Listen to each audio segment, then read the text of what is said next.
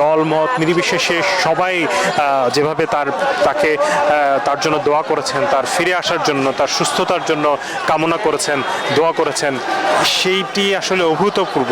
এর আগে আমরা কখনো দেখিনি কোনো একজন রাজনৈতিক নেতার জন্য পুরো বাংলাদেশ কেঁদেছে, পুরো বাংলাদেশের মানুষ তার ফিরে আসার অপেক্ষায় আছে। সেই জায়গাটিতে আজকের এই স্বদেশ প্রত্যাবর্তন তারেক রহমানের সেখানে নতুন মাত্রা যোগ করেছে এবং খালেদা জিয়ার যে অভিভাবকত্ব, সেই অভিভাবকত্ব আসলে আরও অনেক দিন বাংলাদেশের প্রয়োজন বলে মনে করেন সাধারণ মানুষ। সেই যেই নেত্রী বাংলাদেশের মানুষের জন্য রাজনীতি করেছেন, বাংলাদেশের জনগণের জন্য রাজনীতি করেছেন এবং তিনি বাংলাদেশের নারী প্রধানমন্ত্রী হিসেবে দায়িত্ব নিয়েছিলেন 1991 সালে।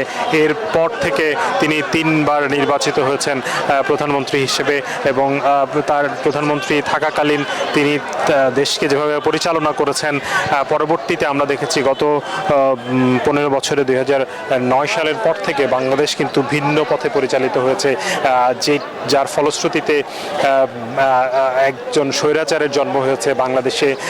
সেই স্বৈরাচার বাংলাদেশের হাজার হাজার মানুষকে হত্যা করেছে।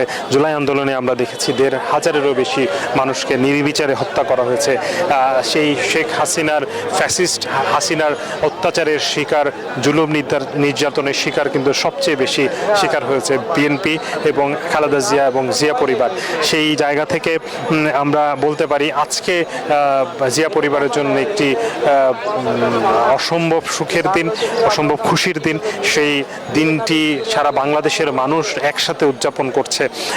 আগামী দিনের আশায় তারা বুক পেতেছে, আগামী দিনের এগিয়ে যাওয়া। লাইফবয় লিমিটেড এডিশন প্যাক কিনে জিতে নিতে পারেন ফিফা ওয়ার্ল্ড কাপ 2026 টিকিট। পথে বাংলাদেশকে এগিয়ে নেওয়ার পথে আজকের দিনটি অত্যন্ত গুরুত্বপূর্ণ। ইতিহাসে নিশ্চয়ই আজকের দিনটি বারবার লেখা হবে, বারবার বলা হবে। তারেক রহমানের আজকের এই স্বদেশ প্রত্যাবর্তন নিশ্চয়ই ইতিহাসের অংশ হয়েছে এবং সামনে যতবারই বাংলাদেশের রাজনৈতিক প্রেক্ষাপটের কথা বলা হবে, রাজনৈতিক ইতিহাস লেখা হবে, সেখানে আজকের দিনটি অবশ্যই লেখা থাকবে, গুরুত্বের সাথে লেখা থাকবে। এবং তার আজকের যে ঐতিহাসিক বক্তব্য, সেই বক্তব্যে তিনি যেভাবে দেশের মানুষকে উজ্জীবিত করেছেন, যেভাবে তার নেতাকর্মীদেরকে উজ্জীবিত করেছেন এবং দেশকে সামনের দিনে এগিয়ে নেওয়ার কথা বলেছেন, একটি নিরাপদ বাংলাদেশ গড়ে তোলার কথা বলেছেন এবং বাংলাদেশের মানুষকে তিনি সামনের দিনে বাংলাদেশ আসলে কেমন হবে সেখানে তার যে পরিকল্পনার কথা, আমরা এখনো তার সেই পরিকল্পনার কথা জানতে পারিনি। তিনি বলেছেন I have a plan for Bangladesh. এই যে আই হ্যাভ এ প্ল্যান, এই আই হ্যাভ এ প্ল্যান কথাটির মধ্যে নিশ্চয়ই বাংলাদেশের মানুষ আশা দেখতে পাচ্ছে